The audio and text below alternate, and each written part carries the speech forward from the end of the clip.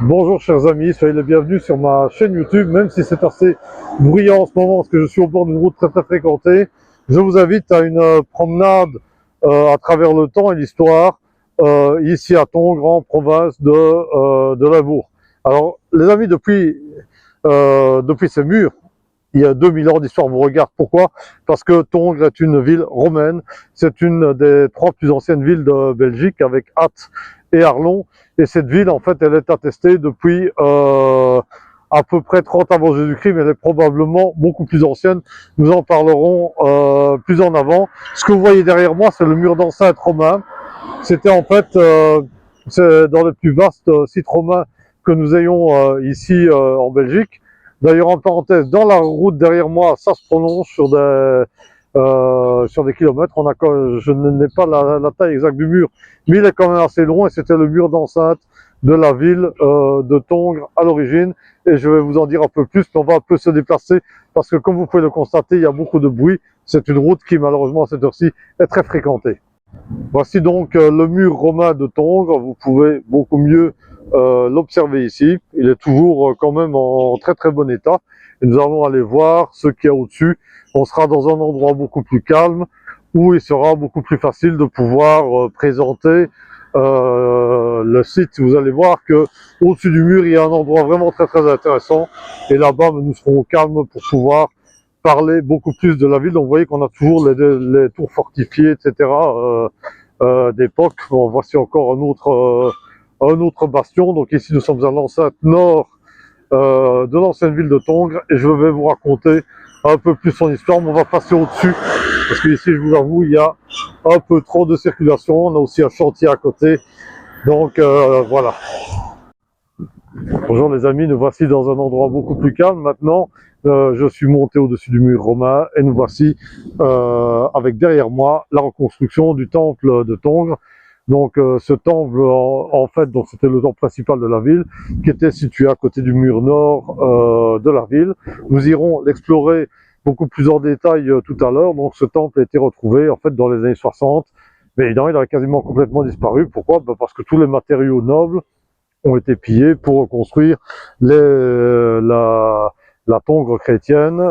Nous en parlerons un peu plus loin, et la ville du Moyen-Âge, etc. Donc voilà, donc malheureusement, il ne reste plus grand-chose. Alors maintenant que nous sommes un peu plus au calme, profitons-en pour parler un peu plus de l'histoire de cette ville. Donc je vous ai dit tout à l'heure que c'est une des villes les plus anciennes de Belgique. Elle est attestée à Tuatica Tongrorum, tel qu'était son nom, est attesté depuis 30 avant Jésus-Christ, mais elle était probablement beaucoup plus ancienne. Donc cette ville, en fait, pourrait même avoir été attestée donc, dans la guerre des Gaules par Jules César lui-même, puisque en 54 avant Jésus-Christ, il y a eu une bataille entre la tribu des Éburons menée par leur chef Ambiorix contre les légions romaines de Sabinus et Cotta.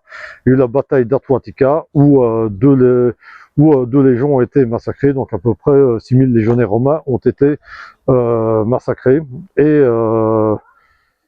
César ensuite a été ravagé complètement le pays des Éburons, a poursuivi Ambiorix, mais ne l'a pas. Ambiorix n'a jamais été attrapé ou capturé. Alors, l'origine de la ville, on ne sait pas si cette ville, si c'était la capitale des Éburons, on ne sait pas exactement. On ne sait pas du tout si c'était bien ici la capitale du pays des Éburons, ou si c'était en fait à l'origine le corps romain de Sabinus et Cotta. De toute façon, ici, pour que l'origine de la ville ait été un oppidum ou qu'il était un fort romain, c'est un site dans la vallée du Gers qui se prête très bien à la défense, puisque la ville est située justement en hauteur, donc c'est sur le plaine, mais Tongres elle-même est située sur une hauteur au bord du Gers, donc c'est un site qui conviendrait très bien pour implanter soit un oppidum, soit un fort romain. Donc l'origine, on ne la connaît pas exactement. De même que l'origine du peuple qui aurait fondé cette ville, les Éburons, on ne la connaît pas exactement, puisque certains disent que les Éburons étaient des Celtes, d'autres disent qu'ils étaient des Germains, ou un mélange des deux. Pourquoi? Parce que le nom du chef Ambiorix, du roi Ambiorix, est évidemment celtique, et Artuatica est considéré comme un nom celtique aussi. Alors la tribu des Tongri, apparemment, c'est une tribu de Germains qui serait venue s'installer là-bas, mais ce n'est pas vraiment certain. Pourquoi? Ben parce que d'après certains auteurs, les Tongri, les Huburons, ce serait le même peuple. Donc en fait, les origines de la ville sont quand même assez obscures. Tout ce qu'on sait, c'est que c'est vraiment très très ancien. Par contre, ce qu'il y a de certain, c'est que ici, nous marchons sur les pas de Jules César lui-même, et nous marchons sur les pas du célèbre savant, militaire, explorateur et humaniste Pline l'Ancien, qui a été ici commandant d'une unité de cavalerie. D'ailleurs, ici plus bas, il y a la piscine de Tongres, qui est dans un très très grand parc, qui s'appelle le parc de Pline, en son honneur. Ben, nous allons maintenant monter un peu au-dessus du temple et nous allons aller un peu l'explorer. Ce que nous voyons ici, c'est une reconstruction, un moulage de la colonne de Jupiter qui a été trouvée ici. L'original se trouve au musée gallo-romain de la ville de Tongres. Donc malheureusement, beaucoup de pièces ici, donc il y avait énormément de bâtiments romains, c'était comme une très très grande ville, et il y a beaucoup dans la campagne de nombreuses villas romaines. Malheureusement, la plupart des bâtiments étaient pillés et ont servi à construire tous les bâtiments beaucoup plus récents. En tout cas, il y a énormément de trésors de villas romaines reconstituées dans le musée gallo-romain de Tongres, ici à côté. Ici, ce que vous voyez ici, c'est l'esplanade du temple. On ira faire un petit tour sur les côtés pour voir ce qu'on voit d'ici. Vous allez voir que les Romains avaient très très bon goût pour choisir les sites. Ceci, c'est ce qu'on appelle la cella. Donc c'est l'endroit où je pénètre ici. Seuls les grands prêtres pouvaient y pénétrer. Les fidèles venaient prier devant, mais seuls les prêtres pouvaient rentrer ici. Et c'est ici que se trouvait la statue du dieu. Alors quel dieu était adoré ici? On n'en sait strictement rien. On n'a rien retrouvé, que ce soit dans les écrits ou dans les fouilles archéologiques comme objet. De toute façon, qu'est-ce qui a pu arriver à la statue du dieu? Il faut savoir qu'ici, c'est une des toutes premières villes à être devenue chrétienne. D'ailleurs, on compte que c'est ici à Tongres que se trouvait le tout premier évêché d'Europe de l'Ouest, donc de Gaule le premier évêché de Gaule et de Germanie. Et alors, au moment du passage à la christianisation, beaucoup de temples ont été ruinés, ont été détruits par les chrétiens, et ils ont détruit également les idoles. Donc, on voit ici l'Athénée de Tongres derrière. Donc, pour continuer à parler des idoles qui ont été anéanties, par exemple, on a la statue chryséléphantine. Donc, chryséléphantine, ça veut dire en or et en ivoire de Jupiter Olympia, la statue d'Athéna du Parthénon. Toutes ces statues-là ont été purement et simplement anéanties par les premiers chrétiens, donc il n'en est rien resté. Donc le site a été complètement mis à sac, probablement au début. Les gens ont mis à bas toutes les statues pour se vouer à la nouvelle religion chrétienne. Donc on ne sait pas du tout quel dieu était adoré ici. Maintenant vous avez un peu ici une vue de ce qu'on voit ici. Donc on a une très très belle vue sur la vallée du Guer. Entre parenthèses, évidemment, la ville moderne s'étend de plus en plus. Donc c'est la ville du Moyen-Âge qui est très très jolie. En fait, est très petite. Par contre, la ville antique était beaucoup plus grande. Mais ici, par contre, la ville continue à s'étendre, on continue à bâtir, et on a de plus en plus des nouvelles constructions qui s'étendent de plus en plus. Et vous voyez, on continue à construire des immeubles à appartements, donc ce qui fait que malheureusement, tous les champs et tout le paysage se couvrent de plus en plus d'habitations. Alors le temple que vous voyez derrière moi, nous sommes ici face à la vallée du Fier. En fait, c'était le point le plus élevé de la ville, et les Romains ont même construit une terrasse pour le surélever. Donc le temple, en fait, évidemment, vous voyez que ici on a reconstitué qu'une partie des colonnes. C'est un bâtiment qui devait être très haut à l'époque. Et alors on pouvait le voir de très très loin. Pourquoi? Parce que les chercheurs pensent que ici c'était aussi un lieu de pèlerinage. Il ne servait pas que pour le culte pour les habitants de Tongres, mais il servait également de lieu de pèlerinage. Donc on pense que les gens venaient de loin, aux alentours, pour venir prier les dieux ici. Donc de quel dieu s'agit-il? On n'en sait rien. Ça pouvait même aussi être, en parenthèse, ça pouvait même aussi être un lieu du culte des empereurs romains, etc. Donc voilà, on ne sait pas exactement quel dieu y était adoré. En tout cas, le bâtiment était visible de très loin et attirait en tout cas pas mal de visiteurs. Bonjour chers amis, nous voici maintenant dans le centre de Tongres, dans la place marché de Grote-Markt de Tongres avec ses cafés et sa cathédrale et bien sûr ici la statue du héros national, le monument le plus connu ici, c'est notre ami Ambiorix. On va parler de lui d'ici peu de temps et bien sûr avec la basilique de Tongres. Alors cette basilique est évidemment très importante, pourquoi? Parce que c'est la première de Belgique. Donc c'est la première c'était le siège du premier évêché de Gaule et de Germanie, puisque c'est la première ville ici dans la région qui est devenue chrétienne. Et cet évêché, en fait, c'est l'ancêtre de l'évêché de Liège. Donc ça a commencé à Tongres, ça a été ensuite transféré à Maastricht. J'espère qu'il n'y a pas trop de bruit avec les voitures qui passent à côté de moi. Et puis ensuite à Liège, avec l'avènement de la principauté de Liège. Donc c'est vraiment ici que tout a commencé. Alors entre parenthèses, la Tongres du Moyen-Âge a été, je vous ai parlé des personnages historiques qui sont venus ici, je vous ai parlé d'Ambiorix, de Jules César, de plus l'Ancien, mais également Attila, parce qu'il faut savoir qu'au début du 5e siècle, les Huns sont venus ici. Ils ont saccagé et pillé la ville. Donc Attila malheureusement est venu ici et a massacré ici. Donc c'est une des églises les plus anciennes ici de Belgique.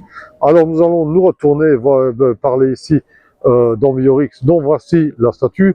Alors en parenthèse évidemment, la statue n'est pas du tout authentique, donc c'est vraiment, je pense que c'était fait à la fin du 19e siècle. Mais bon, le costume, franchement, bon voilà, ça peut vraiment faire hurler. Je ne sais pas si on peut le voir mieux, je vais agrandir un peu. Donc voilà, donc comme vous pouvez le constater, il est représenté ici debout sur un dolmen. Ça c'est l'époque mégalithique, donc les Celtes n'ont rien à voir avec les dolmens. Donc ça c'est une période qui s'est terminée vers 2500 avant Jésus-Christ, donc plus de 2500 ans finalement avant les événements qui nous intéressent. Alors vous voyez ici le dolmen à ses pieds. Alors, Ambiorix, vous pouvez remarquer qu'il a un pantalon qui est des plus bizarres, mais qui ne ressemble pas du tout à des breilles gauloises. Évidemment, il est représenté avec la moustache traditionnelle des Gaulois, mais dont on sait qu'en fait, il ne portait pas de moustache hirsute comme ça, c'est plutôt les Francs et les Germains qui aimaient bien ce type de moustache-là. Et quant à son épée, c'est une véritable horreur, puisque c'est clairement une épée du moyen, de fantaisie, mais plus de style moyenâgeux qu'autre chose, puisque l'épée gauloise avait une poignée anthropomorphe qui ne ressemble pas du tout à ça. La forme de la lame était très différente, et de plus l'épée se portait à droite. Quant à la hache, n'en parlons même pas, c'est tout sauf une hache celtique, et le casque, bon, voilà, c'est plus digne d'Astérix qu'autre chose, quoi. Alors, quoi qu'il en soit, concernant notre ami Ambiorix, il faut dire que c'est quand même un des plus grands opposants, un des plus grands résistants à César. Il n'a jamais été capturé. Il s'est enfoui par la suite après la bataille d'Atlantica. Il s'est enfoui dans la forêt des Ardennes et on n'a jamais retrouvé. Il y en a même qui disent, il y a même des récits qui diraient qu'il serait peut-être même parti en Bretagne, etc. En fait, voilà, personne ne sait ce qu'il est devenu. En tout cas, il n'a jamais été trouvé, capturé ou exécuté par les Romains. Il était quand même la cause d'une des plus grosses défaites de César pendant la guerre des Gaules. Alors la bataille, d'après le récit, ne se serait probablement pas passée ici. Pourquoi?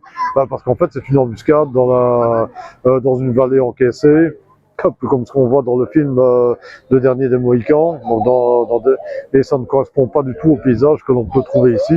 Donc beaucoup de chercheurs vont situer éventuellement la bataille d'Atlantica, non pas ici, mais éventuellement beaucoup plus loin dans les Ardennes. Il y a certains chercheurs qui la situent dans la vallée de l'Ourthe, d'autres dans la vallée de la Vesdre, du côté de Chaudfontaine. En tous les cas, on ne sait pas du tout où la bataille d'Atlantica a eu réellement lieu, ni si c'était même ici, la capitale des Éburons que César a rasé, ou si c'est un autre endroit. En fait, et que ici, c'était le camp de Sabinus et Cotta que les Romains ont quitté pour aller se faire massacrer, on ne sait pas où exactement. Donc en fait, il y a beaucoup de mystères ici, quoi.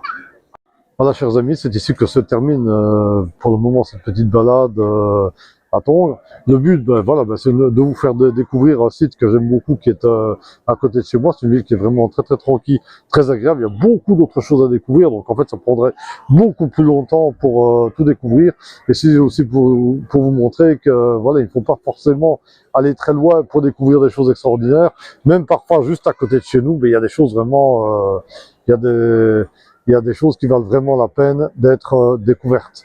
Et voilà, donc il suffit parfois de se renseigner, on peut découvrir.